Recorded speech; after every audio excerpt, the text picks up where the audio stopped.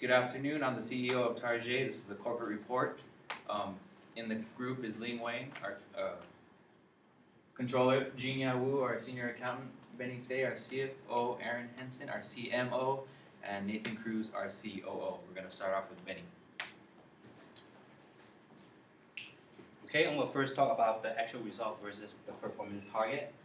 The first thing I'm going to talk about is ROA in year 5 and year 6. For both years, we exceed our target. And in year 6, we had an 11% growth compared to year 5. And that was because we expanded in year 5, but the expansion was not operational until year 6. And same for our ROE, went from 2.6 to 10.79%. And for market share, we increased by 2%, and that was because of a higher sales price in year 6. And for the stock price, we were behind the target in both years, and that was because we did not issue dividends until year 6, and also in year 5, our credit rating was dropped to 3 because of emergency bank loan. And for the UPC in year 5 and 6, we're slightly higher because of our newer model that was pushed out for the market. And for the net income, year 5, we were below our target by like 200,000, and in year 6, we're like about 1.2 million higher than our target. And now I'm going to pass it on to Aaron. Hi, I'll be talking about the actual, go back a slide. I'll be talking about the actual versus planned numbers for marketing in year 5 and year 6. So for year 5, we actually had a lower planned number in price versus our actual, where we actually went a little higher than what we expected, but it was all due to the inflations and the different market demands for each domestic and our overseas market. For product price, number of salespeople, salaries level, commission rate, advertising spending, and units sold. Also for year 6, we also planned a little short than what we expected for our actual price, but in the end, it benefited us because we were able to maintain our net income and grow some. So now that I've presented this information, I'm going to pass it over to Nathan. Hello. Okay, so what I'm going to be talking about is our R&D and the different levels of what we did for investment. To start off, we have our total R&D spending. We planned it to be around 687. For the year 5, we actually went up to 764, and year 6 was 836, and we went up to over 1,124,000. The difference between those was a 20% increase for the year 5 and 78% increase over year 4. So anyways, next thing we did was our product model produced. We planned that we'd produce our next model at 3 and 4, and we actually, for year 5, we only had year 3. The reason is we held back our model 4 at the last quarter of year 5 due to trying to see what our competitors put out for their quality and their feature. Year 6, we actually made it up to a model 6, but we never got to utilize it, so we just ended up with using 4 and 5 for our year 6. Training expenses, we realized that it helped us out a lot. It helped us with our costs to be more efficient. We went from 856 to our actual plan, which was 1,102,000 in year 5, and we ended it with 1229 for year 6. Our cost savings level we attained. We planned for 3. We actually ended up getting 4 in year 5, and for year 6, we ended up with your cost savings level of 5. Our total beginning inventory, we planned it to be more than what it was, but that was just due to the demand of our product, and the model that we chose and our quality and feature was actually greater than what we anticipated. So our beginning inventories were a lot less than what we planned for. Storage, total storage expenses, same thing. Year 5, we started out planning. We had actually a little bit more in year 5, but when it came down to year 6, we dropped drastically due to the demand of our product. Active production lines, we started out with 8 in year 5 with our completion of our plant, adding space, 2 more lines. We had a total of 10. by the end of year 6. Second shifts, we had 3 in our year 6 due to the demand. Going down to production output with the increase of our 2 lines. And our second shifts, we increased our capacity to 2393 units. And same thing with our ship to sales offices and ship to customers.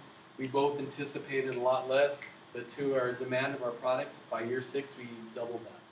Then I'm going to be passing it off to Thomas, our CEO. All right, next slide. I did the actual versus plan numbers of financial management. You can see right off the bat with bank loans, in year 5, quarter 4, we required an emergency bank loan of approximately 1.9 million. This was due to the fact that in quarter 3, we opened up a addition to the plant, which was not taken into account financially. So far as time CDs and stock issue and dividends, you can see in quarter 1 we had a very good quarter, and we were able to issue those dividends and invest in time CDs for a nominal fee interest rate. Next slide, please. Going to year 6, bank loans, we did have another mishap in quarter 3, but it was very minimal and did not really affect the overall outcome. We were able to pay it back in the next quarter. Time CDs were great, or according to plan, and the bond issue actually was a result of the emergency bank loan in year 5, quarter 3, or quarter 4. So we issued more bonds to compensate and pay back those emergency bank loans. You can see there was little discrepancy between when we issued, or when we repurchased stock. We actually had to wait 2 quarters to do that. Next slide. So overall, we have bank loans, the big discrepancy in year 5, a little mishap in year 6. Time CDs, we've got a little bonus in quarter 1 of year 6 or year 5, and everything else pretty much worked out to plan except for the bond issue. Now I'm going to pass it on to Ling and Jenny.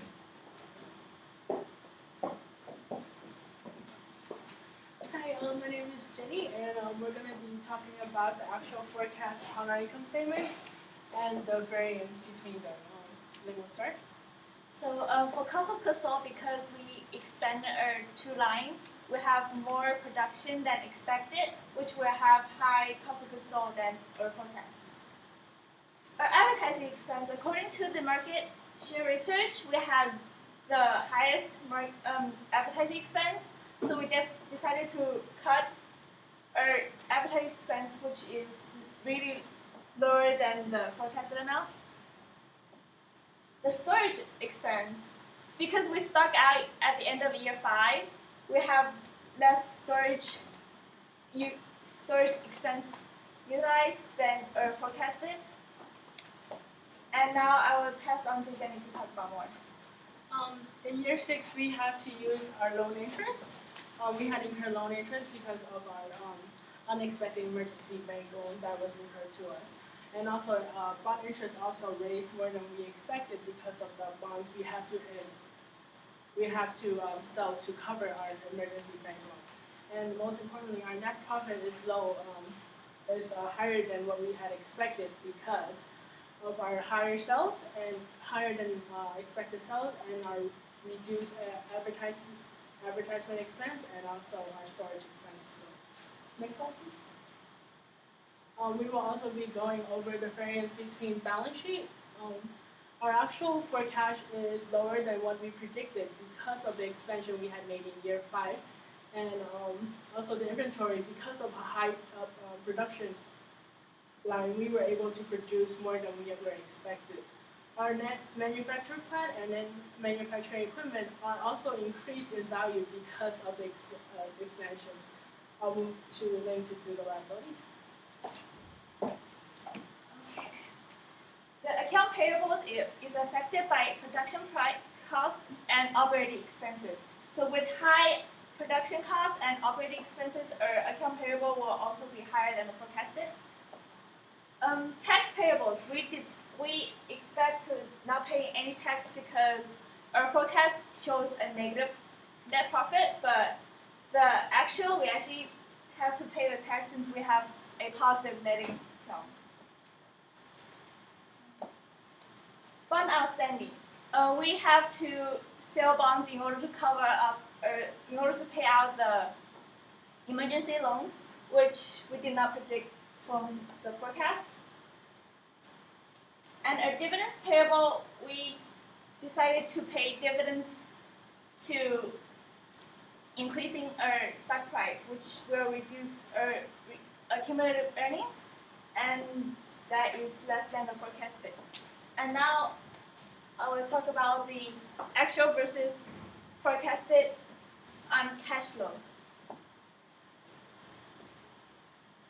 So interest paid, which includes the emergency loan interest and the bond interest, because our bond interest is higher than our forecasted, it has effect on our interest paid.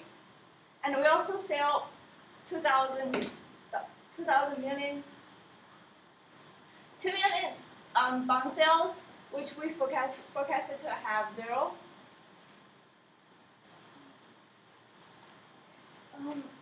We paid dividends to increasing our stock price, and we forecasted to not paying any. And our bank loan repaid is 1961, and we forecast to have 0. The reason we have We're coming in to talk about the net financing cash flow. For our cash balance ended, we were able to have a higher, lower than expected amount because of the expansion. And for our requested loan, obviously it was a very big difference from what we expected because it was an emergency loan. We will now pass back to Benny to finish off. Okay, I'm going to look at how our company did compared to the industry. For this is for year 5. Our ROA, ROE, market share, stock price, and UPC and total net income was actually all below industry average, and that was the main reason. Was first of all was because our expansion, which was not operational until year 6,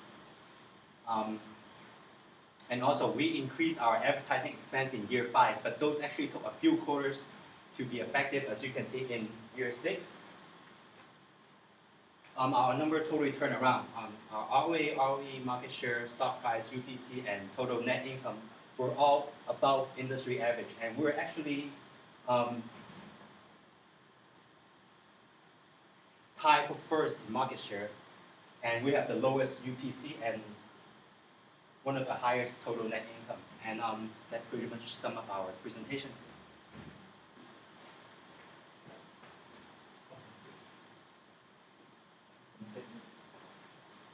All right, we'd like to thank you for your time from the whole group.